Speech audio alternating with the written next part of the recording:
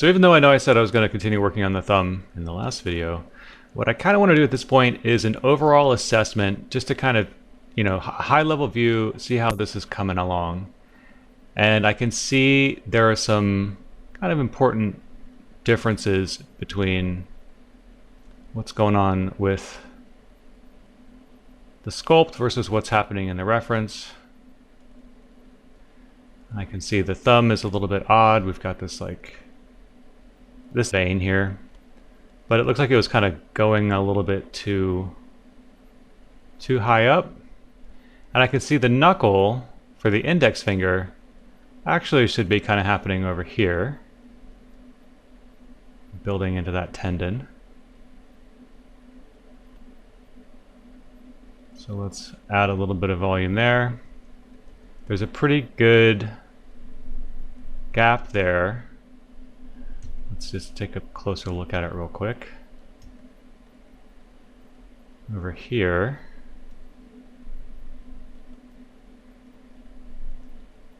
Just between the index and the middle finger.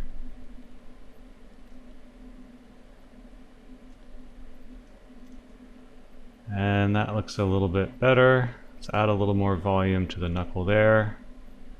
A little bit more volume here. And I think the pinky is just a little bit on the skinny side.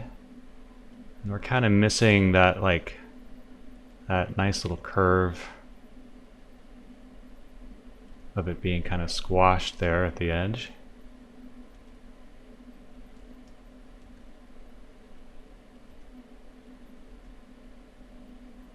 So let's just add a little bit of volume to the top of it.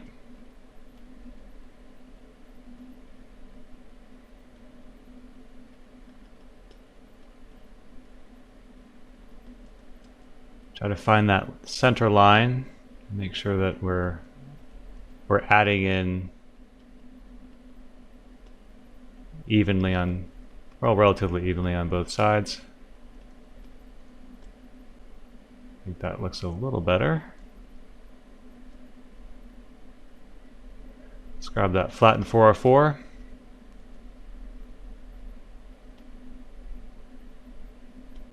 So a little cleanup on there.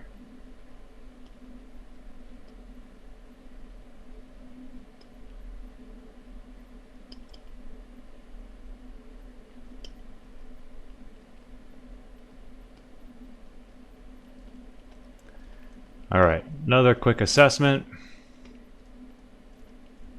Still kind of feels like this finger, at least relative to what I'm seeing here, is a little bit too skinny in terms of width. So we'll hit Shift D. Just going to mask this off here. We'll go to Move. And just very subtly make it a little bit thicker. Okay, I think that worked pretty well. Kind of like what's going on there. It feels like maybe just a pinch too sharp on that thumb knuckle. So we'll just kind of ease it back with clay tubes. And then clean it up.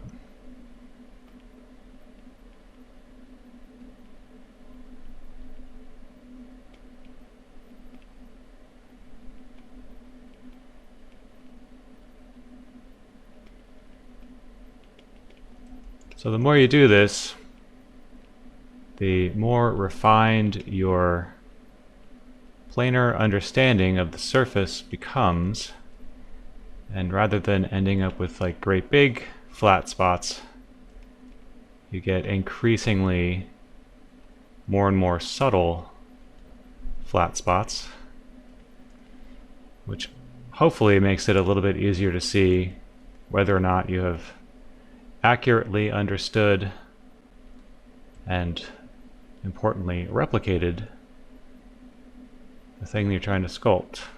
So I'm just looking at that divot right there. I think I'll use clay tubes.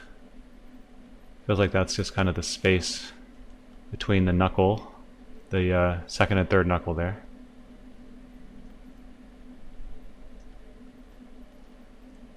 And we really want to make sure that we're looking at it from approximately the right view.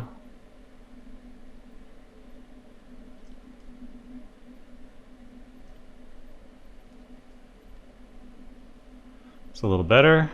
Let's do something kind of similar on this side here. It's not as intense, but you can see there is still a little bit of a divot. Flatten brush.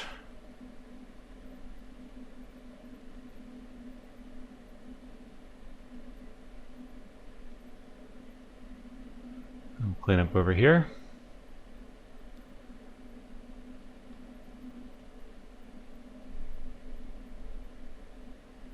So I think one of the things that kind of separates more experienced artists from less experienced artists is, you know, if I show you a square and you're supposed to tell me whether or not the square is a circle or not, you know, most people can be like, this is different than that.